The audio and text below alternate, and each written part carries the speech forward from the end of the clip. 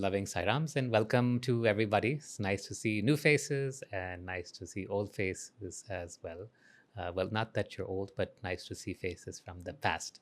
All right, Sairam, I should be looking at Sundar. You look same, yeah. No? Haven't changed at all. All right, welcome back, everyone. So the other day I was thinking, on YouTube you have these videos, right? Like I like to cycle and run. So I saw this video which says like 10 years of cycling experience described in 5 minutes. And someone else put a video saying, 15 years of running experience put into 7 minutes. So I thought, well, maybe we will do like, 35 years of meditation experience compressed into one satsang. But I was like, no, that's not going to work because we all come from different levels of experience, right? And different levels of work. The spiritual path, although the destination is the same, how we get there is different and as unique as each individual. So I just left it.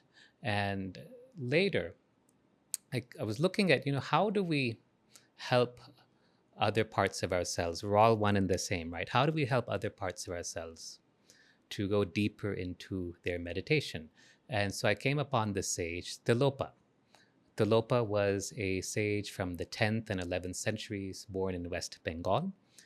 He moved to Tibet, where he became known as a Tibetan yogi, and he started one of the sects or schools of Tibetan Buddhism. He's a Buddhist sage. And Tilopa has given us the 6 pointers on meditation. And so what I thought we'll do today is we'll actually describe these 6 pointers. They're very profound, very simple, but if you practice them well, then you will go very deep and very high in your meditation. Okay, so shall we do this today? Yeah? Yes or no? Yes. All right, good. So Tilopa, like I said, he was not one for he started this particular branch of Tibetan Buddhism, but he was not one for flair. He was not one for show. Very simple, very direct in his teachings, and even the 6 pointers reflect that. In the native Palanese, or I guess Tibetan of those days, it was just 6 words. 6 pointers, 6 words. In modern day English, it becomes 11 words. And so let's go through these 6. What we'll do then is we'll practice each pointer one by one, and then we will then put it all together and practice the 6 pointers together at one meditation. So we'll do like a 1-minute meditation, okay, so that you get the hang of what each pointer is like, and then we'll combine them all together. All right, got it? Okay, so the 6 pointers that Tilopa has given, he says, 1, he says, don't think. During your meditation, don't think. Okay? 2 says, don't imagine. Don't imagine. 3, he says, don't recollect, as in don't recollect the past. 4, he says, don't examine. It's a bit deeper or more nuanced than thinking, but don't examine. Don't go into things when you are meditating. And number 5, which for some people is quite hard, is don't control. So you're not trying to control the meditation. You're not trying to control anything. You're just being with the meditation. And the last one, which is the most important one, is just one word. It's rest. R-E-S-T, rest. Not rest as in fall asleep during your meditation, but rest as in rest in the self, rest in silence, rest in pure awareness, R-E-S-T, rest in awareness. He says that your natural state, the natural state of the mind, the natural state of the being is just awareness. You all know this. We've been telling this for years and years and years. The natural awareness is just that awareness, just being pure consciousness, pure bliss, sat state. Just rest in that state. Okay, got it? All right, so let's go through each one of these together then. First one is don't think. What are your thoughts during meditation? So Sundar, please, what are your thoughts? What are the random thoughts that you happen upon in your meditation?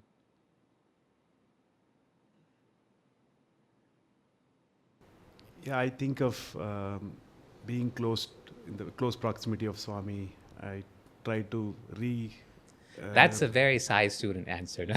But really, what happens is your thought goes joing, yeah, joing, joing this way, that way, right? yeah. In that also there are Exactly, you exactly. in a moment you start with that, and then you go somewhere else, and then you try to come back. And then you come back. Yes. Yes, and then you come back. Yes, exactly.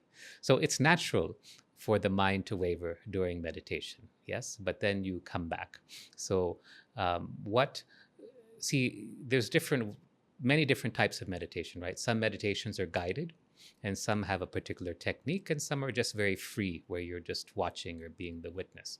It doesn't matter which type you do. Let's say that you like to do the maypole meditation, or let's say you like to do the Jyoti meditation given by Swami, or let's say any meditation given by your guru, where you're following a particular technique. Maybe you're chanting a mantra, maybe you're focusing on a particular point, maybe you're moving energy to different parts of your body. It doesn't matter. In all of these, you'll be using the mind as a tool to basically to focus on something. And then eventually what should happen if you're practicing properly is the mind should settle down. Yeah, the mind should quieten down. That's the goal. And at that point, you would not think. So if you're doing a guided meditation, in the beginning, you do your guided meditation, whatever it is, maypole, jyoti meditation, however it is. And then you should settle into that silence. But what will happen is the mind has a tendency to flutter in the wind, right? Like the peepal tree, the leaves are always moving. It's the nature of the mind, or like a horse, because a horse is always moving some part of its body as it's sitting or standing. So the mind has a natural restlessness. So what you do, as brother just said, is you just bring it back gently. Bring it back gently. And you may have to do that over and over and over again in a meditation setting until you finally get your mind to settle down. It's like doing training, you know. So you just keep on doing this, keep bringing it back, bring it back, bring it back. What many of us do is we have a thought, and then we follow that thought, and we allow ourselves to be pulled by that thought. And pretty soon a whole big story comes, and our imagination kicks in, and whatever. Or maybe we have something that's important in work or our life, our personal life. And that thought of that important issue comes in. But instead of saying, well, okay, this is important, I'll get to it after my meditation is over, we allow that thought to interrupt the flow of meditation, right? This is everybody's experience, right? And then again, we get dragged uh, by our feet by that thought. Again, you just bring your mind back to that natural state. The natural state is pure awareness, pure beingness, pure consciousness. Just bring it back gently. Yeah? You're not forcing your mind, you're not beating up your mind. Just bring it back gently. Is that got it, everyone? Okay, so let's do a short meditation. So sit up straight. Can you see okay, Manali? You want to come, or can you come to the side so she can see? Yeah, okay. All right, so just sit up straight. One thing I see many people do, this is an important tip. When you're meditating, I see that you're craning your neck forward, like you're still on your phone, even in meditation. Not that you're looking down, but your neck is not straight. And what happens is that interrupts the flow of energy here. And then it makes it, you're just more likely to get interrupted. Yeah, your thoughts will go. So don't crane your neck forward. Keep it straight. The other thing you can do is, I see that many of you, when you're meditating, your shoulders are slouching forward. That closes off your chest. It just closes off your awareness. Just don't be like a soldier, but just bring it back like half an inch. Okay. Don't do like this. You know, you're not standing at attention. Just slightly back. So your neck is straight, your shoulders are just half an inch back, and you'll see you're alert, but you're also relaxed. Okay. You're alert but relaxed. So go ahead and close your eyes, and just start by taking in 3 deep breaths.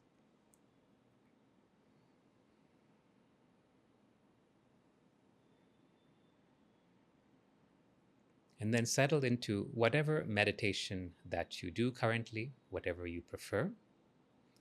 Let it not be a guided meditation, please. Just let it be a simple meditation.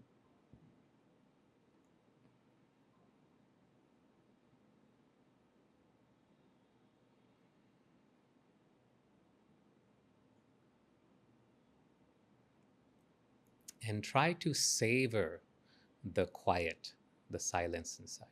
Just try to savor that quiet. Really enjoy it.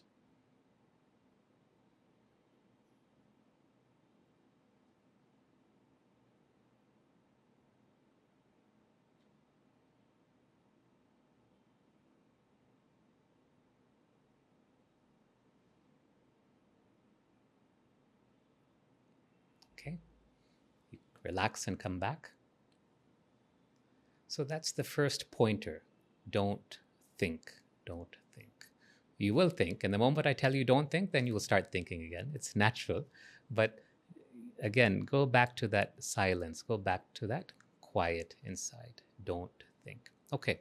The second pointer is don't imagine. Sometimes we have these fantasies, sometimes we have different thoughts that come in, and then again our mind comes in and we start creating a story inside of our mind, and we start creating worlds upon worlds inside. Once one of our mentors, Janama and Kalasu Wintergate, they told us, they said Swami had told them that every time you have a thought, one thought, every time you have a thought, that thought gets manifested at some place or another in creation.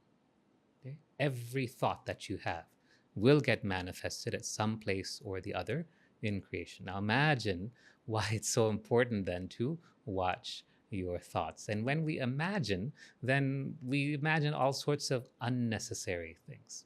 So the second pointer is don't imagine. It fits very much with don't think, but here in imagination, it can go in a different way. Now, thinking and imagination, recollecting, examining these, some of these pointers, they're crucial to our day-to-day lives. They're important for our work, for our family and so forth, but they're not necessary in meditation. Okay, so don't imagine. Got it? So let's go through and try this one now. So again, keep your back neck straight, keep your neck straight. Don't allow your head to fall forward in the meditation, and your shoulders just half an inch back. That will help to straighten your spine as well. Take 3 deep breaths in and just rest in meditation, rest in awareness, and don't imagine.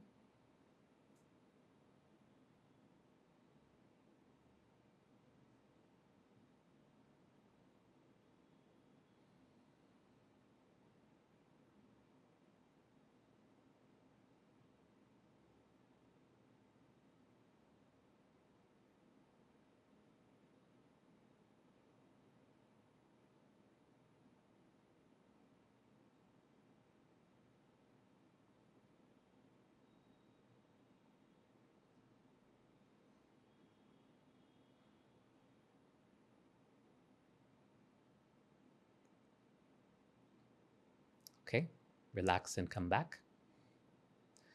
Did you notice how there are small impulses in the mind to think?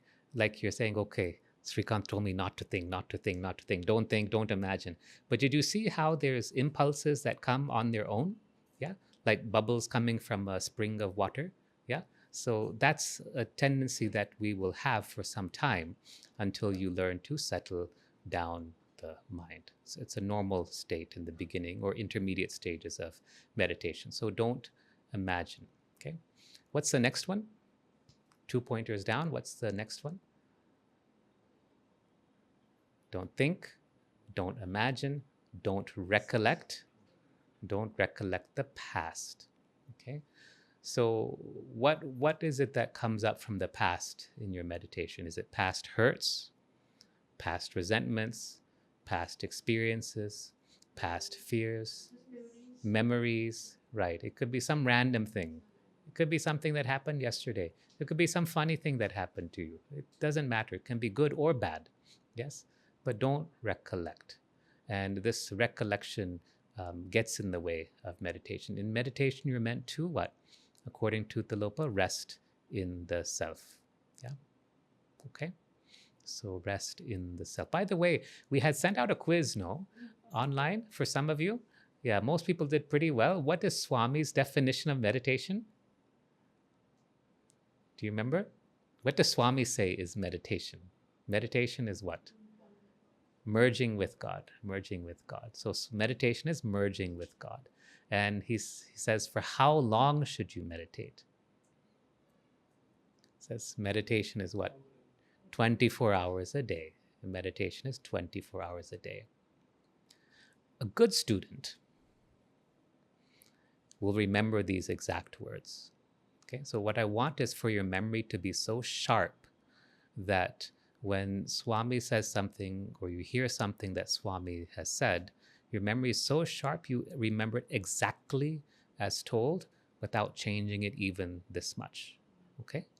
Don't put your own masala, don't put your own words. Exactly as Bhagavan has given it, that is how you remember it. Okay? Because it has meaning in that. Even though it may be translated from one language to English or any other language, it has meaning. So meditation, Swami says, is merging with God. How long should you meditate? Meditation is 24 hours a day.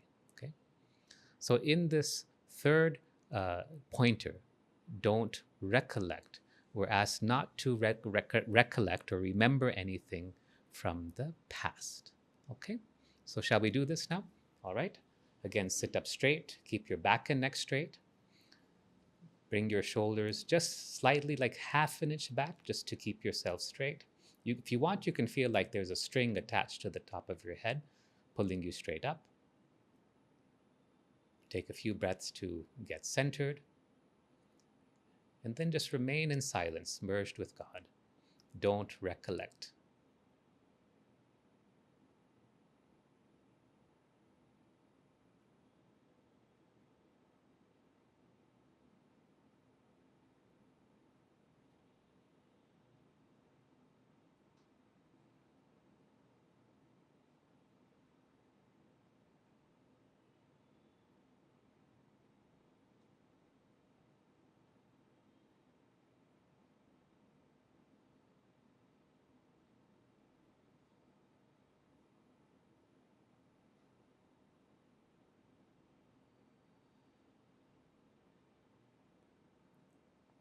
Okay? And come back. So it's pretty easy, when you just do it for 30 seconds. It's not so hard. When you meditate for a longer time, then it gets more of a challenge. Uh, Sometimes I've seen in myself that I might remember a thought, I might remember a song that I heard, I might remember something that I saw on TV or heard someone tell me. So all of these can be forms of recollection and they all disturb your meditation. They're not necessary. Now, when earlier we said if you have a thought and your mind runs away with a thought, then you bring your mind gently back. If there's something interrupting you, like a song or an old memory or something, then you push it away. Okay? Then you push it away gently. You're not taking an axe and beating it up. You're just gently pushing it away. Okay? And that's enough. Okay? All right. So far we've got through 3 pointers. Don't think, don't imagine, don't recollect. The next one is don't examine. Don't examine. Sometimes, I'll tell you a story. When I started learning meditation, I was taught by my grandfather. I was around 18 years of age, and he was living in India, in Vijayawada. He was a yogi. He was a yogi householder, and he had a number of his own students who would come and learn spirituality from him. And I, as his grandson, I had like free access to him and stuff. So it was really wonderful. And so he taught me meditation and he warned me about certain experiences that you might have. I remember meeting one of, not his disciples, but one sadhu who lived in the state. And this sadhu had miraculous powers, like he can manifest laddus and sweets and give them to people and things like that. But at the same time, he was a bit odd. In fact, he was really odd, not a bit odd, he was really odd. And so I asked my grandfather about him. I said, Tata, this Swami so-and-so, he's can do all these things and he's got all these things. And, I've seen him, he has so much power and energy, but he's a bit off in the head. And he said, yes, that's exactly true. He had done a lot of Kundalini meditation without the supervision of a guru. And he raised the Kundalini, but it caused him to become mentally imbalanced because it wasn't done correctly, he said. So then I realized that, okay, these kind of things are not so good. Here's someone who should have been like this, but he was quite off. Then one day, I had all these amazing experiences in meditation. I started to have them very often. I would see various Hindu gods and goddesses. I would see Swami in my meditation and everything. So I went and told my grandfather. I was so excited. I said, Tata, Tata, Tata, this is what happened. And you know what my grandfather said? He said, just forget about it. He said, just forget about it. He said, it's nothing. So this is what we mean by don't examine. You may have n number of experiences in your meditation. Just forget about it. You may have n number of plans in your life that you want to solve through your meditation. Just forget about it. You may have a dozen problems that you want to work through. Just forget about it. Meditation is not the place. It's not the time or the place for that. Okay?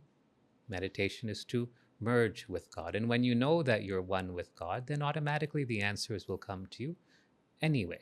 So don't examine. Don't examine. That's the fourth pointer. So let's try this now. So again, sit up straight. I think you're all sitting up straight, so you don't have to be told, but sit up straight. Keep your back and neck straight.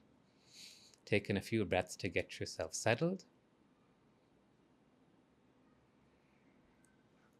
Then settle back into silence and don't examine.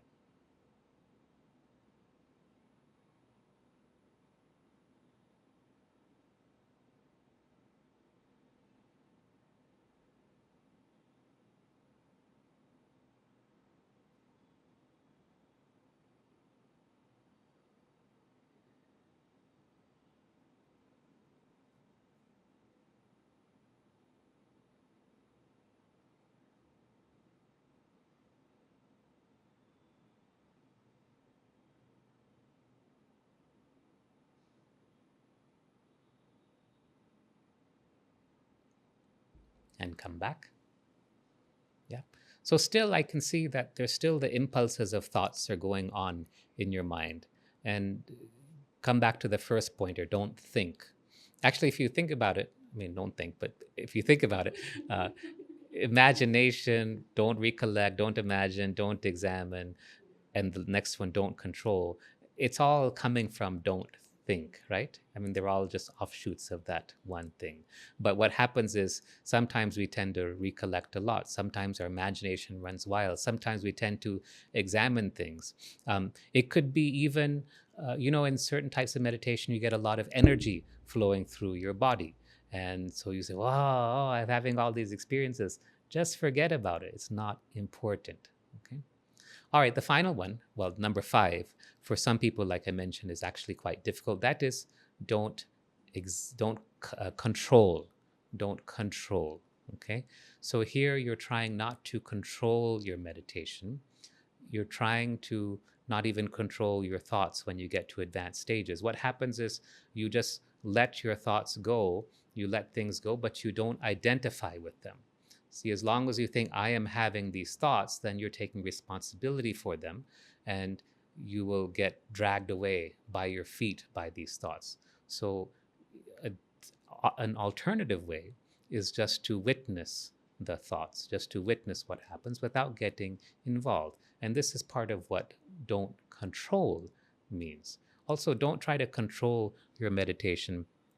I remember I used to do a lot of meditation at night before sleeping. And then it really caused problems because I would get so much energy from the meditation, I wouldn't sleep. And I'd be like, man, it'd be like 2 o'clock in the morning and I'm still not sleeping and I have to get up early at 5 o'clock. And it just was terrible. So what I did is I just allowed the energy to flow through me without controlling it. I was trying to control this energy too much and it was not healthy. So don't control. Don't try to control what's happening. Don't try to just be in that state. Okay? It could be controlling externally, it could be controlling internally. Let's go ahead and practice this one.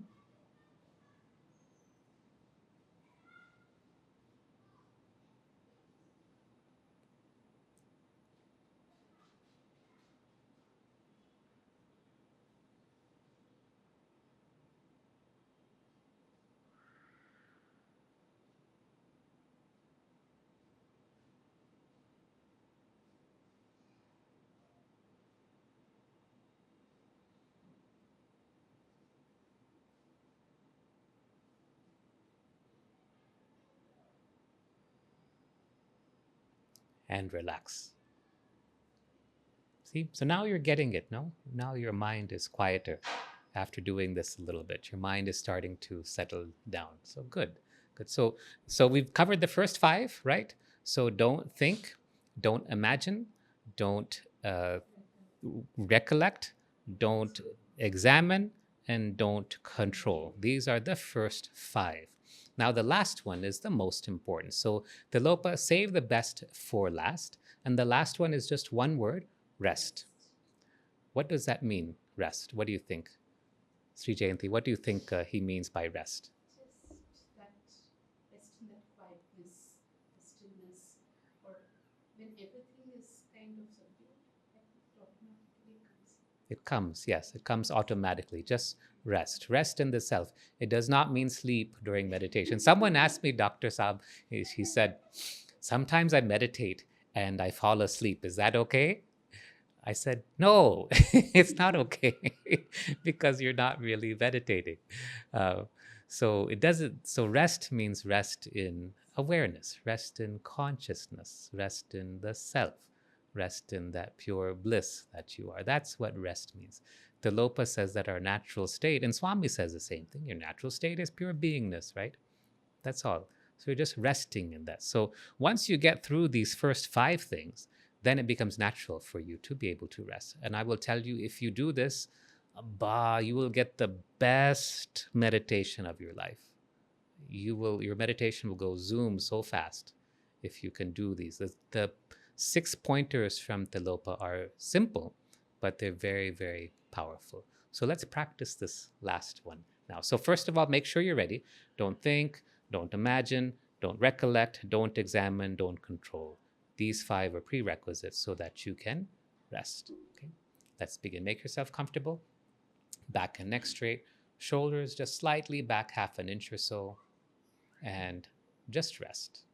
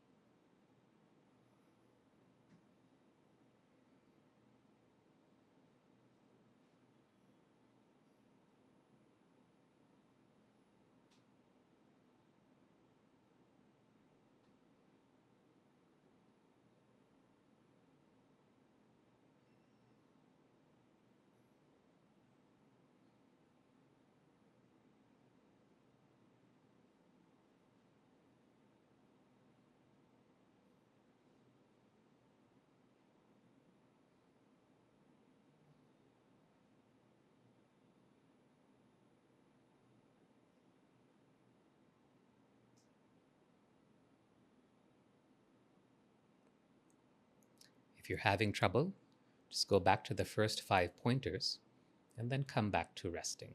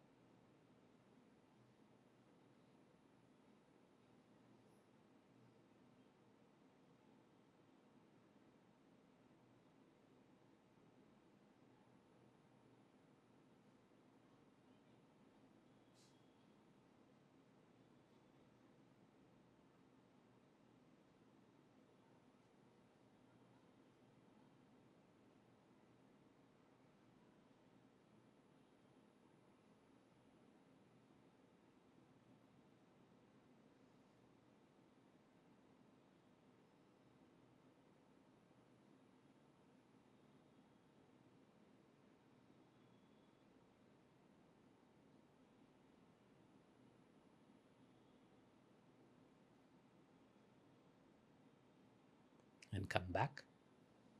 Good. So what was happening is you're able to rest for a short while, no? And then thoughts come, or past memories come, or imaginations come, and so forth. So, to do the 6 pointers properly, you will have to constantly practice. What Swami says, ceaseless effort. Ceaseless effort. The cool thing about the 6 pointers is that you can extend them actually. You can take them into your regular day to day practice, like when you're doing non critical stuff like walking, going for an evening walk, or when you're brushing your teeth, or other activities that don't require a lot of brain power. You can put the 6 pointers to use at that time as well. And what you'll see is that you automatically become quieter and quieter and quieter inside. Yes. So the 6 pointers are not just for your meditation practice, but for non meditative efforts as well. Remember, meditation is 24 hours a day, and these 6 pointers will help you to stay in that meditative state despite whatever is going on around you. So could you understand how these thoughts come? Yeah. Could you understand how past memories come? Yeah. Could you understand how imagination comes in its place? Yes. These are very common things that affect all of us in our meditation practice. And so use these 6 pointers to really go deep into meditation. So you finally have that experience of what it's like to merge in God. Yes, meditation is merging with God. All right. Questions on this?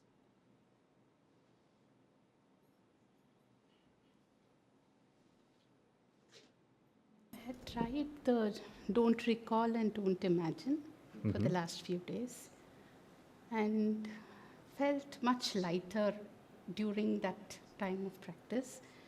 But what happened after a few minutes of silence is that something came up from within me, which I was uncomfortable dealing with it. I don't know what it is, but made me restless, and I went back into that.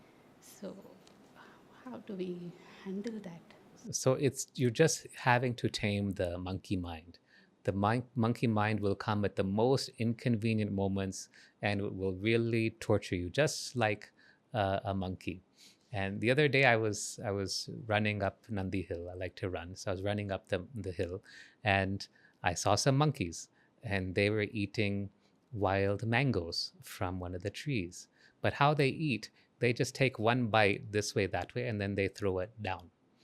They don't take the full thing. The mind is like that. It's constantly going ting, twing, twing, twing, twing, this way, that way, this way, that way. Now, seeing those monkeys, I just laughed, but probably we don't laugh at the monkey mind. So you have to tame that monkey mind, and these 6 pointers will help you to do that. Some Just kind of remember, a don't fear think. probably that comes, what am I facing? I don't want to face that. I don't know. It is some insecurity, something within. You're uncomfortable facing the something you remember, or I don't know, something from within which is not allowing me to go into that don't recall, don't imagine. that is just a trick of the monkey mind. Yeah. It is a trick of the monkey mind. It is like those guys who call you on the phone telling you that you have a FedEx package in Mumbai. It's like that. Yeah, that's all. It's just a trick of the mind. Yeah. Just ignore it. Just laugh. Laugh at it and ignore it, and then go back to rest. It'll come and it'll have its effect for a moment or two, but then afterwards you just ignore it and go back. See, it's a constant. If it's a thought, you are bringing yourself back to quietness. If it's an intrusion, like recollecting something or something that goes like this, then you gently push it away. That's all. But gently. Don't do like this. You're just gently doing this. Yeah. Okay.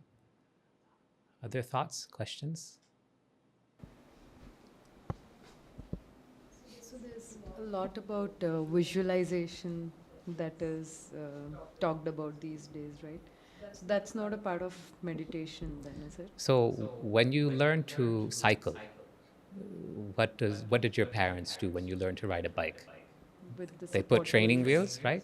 Yes. And when you learned to swim, you probably had like those balloony things that you had, on your arms, and yeah. But do you use them now? No. So visualization is like that, right? These are tools to help you to learn how to meditate, but actual meditation is just what resting? What does Tilopa mean by resting? Resting in pure awareness, resting in the self, in consciousness, which has no form. Yeah. So it's good. Like, so if you're doing a meditation where you are doing visualization, start with that. No problem. Start with it.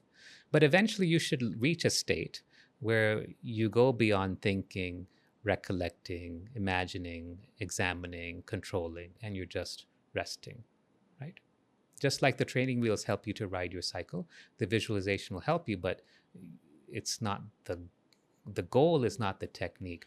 Remember what we keep saying here is that many sadhakas, spiritual aspirants, they think that self-realization is something external to themselves, right?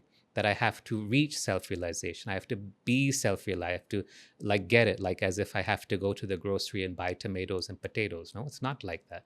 You're already self-realized. The easiest thing is to know the self. It's so hard to not be self-realized. That is much tougher. But what happens is you get lost in the body, in the I am the body, right? That one thought underlies every other thought that you have. And so when you become silent, then you let go of this thought, that awareness that I am the body. Okay? Renounce that thought gradually over time. Renounce the thought that I am the body. Slowly, don't do it all at once. Do it slowly, and that will help in your meditation. Yes, so in case of active meditation, like breath work or any kind of active meditation, how someone can rest? So in between